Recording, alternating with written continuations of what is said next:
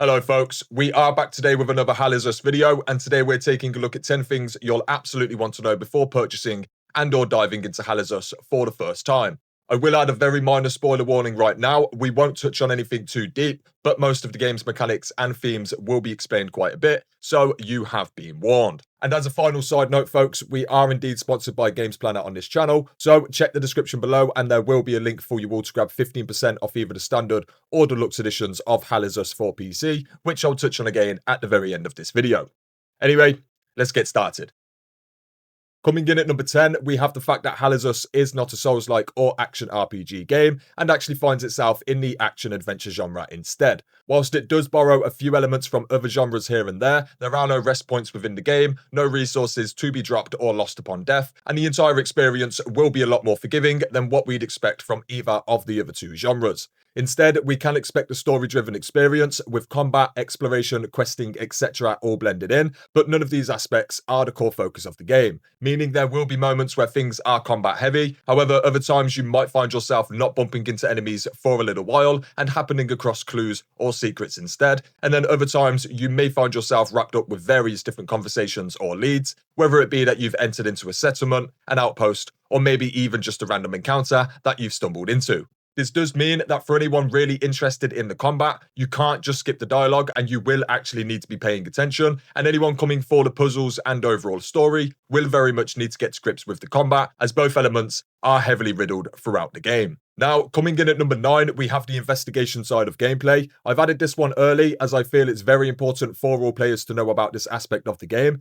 Investigation is a little bit of a loose term, but essentially what it entails is speaking with practically any and all NPCs, reading through and paying attention to notes, item descriptions, etc., whilst also paying attention to clues hidden within the environment, whether they be visual or audio, and generally just lots of puzzle solving, both in the sense of solving actual puzzles, as well as in the sense of piecing together lots of different nuggets of information and hopefully coming to the correct conclusions. As a very brief example, you may speak with an NPC and be given general clues as to where you should go next. Upon following these clues, you happen across a series of different puzzles and further clues, but at some point you do become completely stumped. It's at this point that you'll likely find yourself reading through each individual clue that you have collected thus far to try and unearth some form of missing link that you may have previously missed and or not yet had the correct information on. It could be that you suddenly realize everything points towards an NPC you've already spoken with, or perhaps you realize you already have the solution in your hands. You were just yet to figure out the correct combination or significance of those items. It is within this aspect of the game that a lot of the most rewarding experiences will be found. The game heavily favors those who pay attention and are willing to try and piece together puzzles that sometimes may span hours of gameplay and across multiple regions of the game. It is essentially a very core aspect of Hadea, and although it won't be for everyone, those who do come for the puzzles and investigation gameplay will likely not be disappointed at all.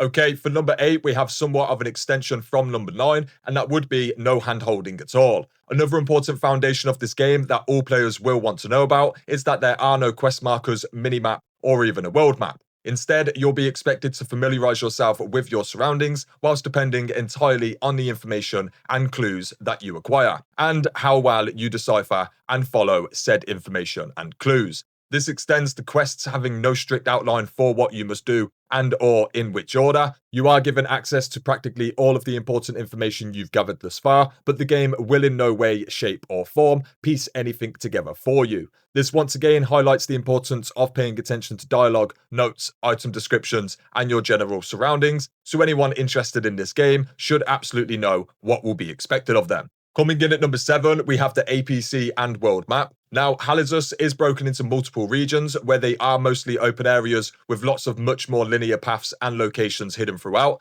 The game starts off very linear, but after a few hours of gameplay, it will begin to open up and reveal a lot more freedom, essentially treating the first few hours as one big tutorial and then sending you off into the big open world to go and figure stuff out for yourself. We can travel between the world map locations using an APC that we acquire relatively early on in the game, and this acts as somewhat of a portable base of operations. Not much is known about the full number of explorable regions and just how big they all may be, but for the most part we can expect a handful of decently sized locations to get ourselves lost inside. Throughout the open world and more linear locations, you will happen across save points, which seemingly allow you to manually save and also fast travel to the APC, so it's possible more functions may be unlocked through further progression. All in all, expect open areas with points of interest throughout, as well as the possibility of often needing to travel between these regions in order to progress quests or continue chasing clues. For number 6, we have the importance of the Blacksmith. Now, this one is a little bit specific, but I feel it's worth all players knowing that there will be a Blacksmith that you can acquire within the first maybe 4 or so hours of gameplay, and it is entirely possible to miss this Blacksmith if you choose to pursue the quote-unquote wrong clues from that point of the game.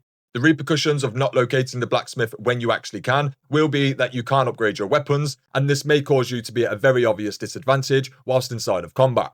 So it should just be noted for all players that a Blacksmith will be available relatively early on in the game, and if, as the game begins to open up, you find yourself struggling with the combat, it may be worth diving into your clues and specifically seeking out any possible leads you may have for this NPC, as it is fully expected that you acquire this NPC at some point early on in the game, but due to how questlines and general progression is done, it's highly possible some players will miss this for quite some time.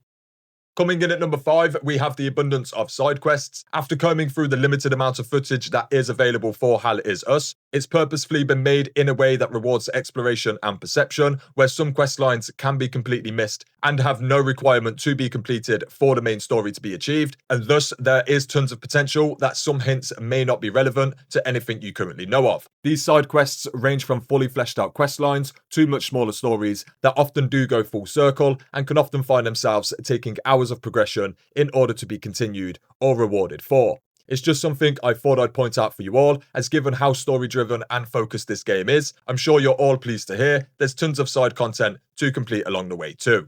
At number 4, we have the game's lore and Hadea itself. Now, Hal Is Us is set in the country of Hadea, which has long since been war-torn and acts as a theatre of war between two main factions, being the Palamists and Civilians. We play as a man named Raimi, who has essentially travelled into the region in search of his parents. And to add to all of this, the region has just had a very recent and mysterious calamity event, resulting in all manner of supernatural and monstrous beings. A little bit more depth to our actual story would be that Raimi was smuggled out of Hadea by his mother at 5 years of age. However, he has never seen his parents since, and now he's back to try and locate them and discover more about his past. From a gameplay perspective, we basically know as much as Raimi knows, nothing more and nothing less, which I find to be a very welcome element of the game. And within the first hour or so, we're basically brought up to speed with everything he knows thus far, and then as of that point, it's all new information for us both. As for the world itself, it's a little bit hard to describe, but the overall tone is very dark and gritty, with some of the earliest events and stories you're told by other NPCs being quite graphic and overall very mature themed. And given you have to pay attention to most dialogue within this game, you will be getting plenty of anecdotes and insights into just how dark and grim the country of Hadea has become. Don't expect anything extremely heart or gut-wrenching, but don't expect wholesome stories or happy endings either. Coming in at number 3, we have something a little bit different to all of the rest, and that would be concerns for the combat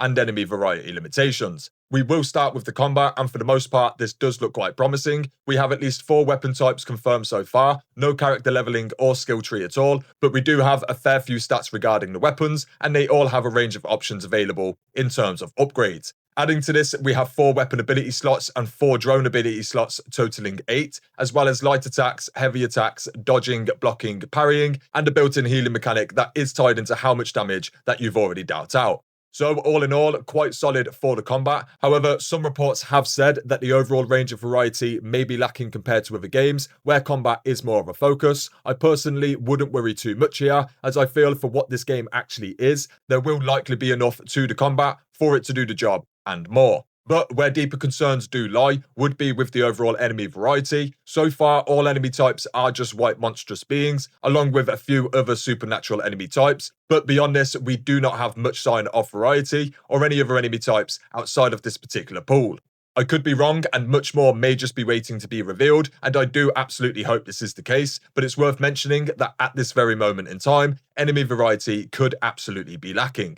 To add to this, there does seem to be an abundance of enemies in certain locations. They don't appear to respawn all that frequently. However, the sheer numbers in which they originally roam the game is kind of absurd, and combining this with the lack of enemy variety could make for the combat becoming very stale very, very quickly. It's not something that is completely confirmed, but I feel it is something very much worth knowing. Okay, coming in at number 2, folks, we have a very quick and easy one, which would be that the demo is very much available right now on PC, PlayStation 5, and Xbox Series S and X. So if you like any of what you've seen so far, then I highly recommend downloading the demo and getting hands-on with the game, as there truly is no better way to see if this game is for you or not.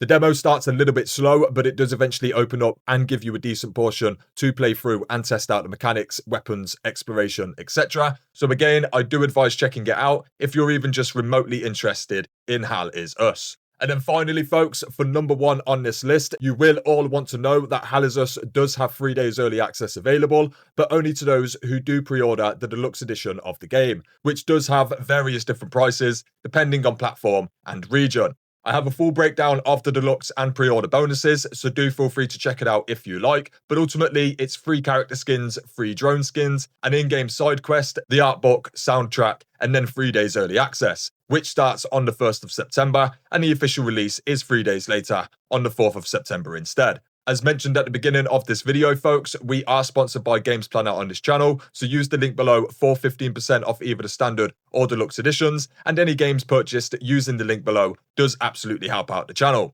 So just something for all you PC gamers to consider.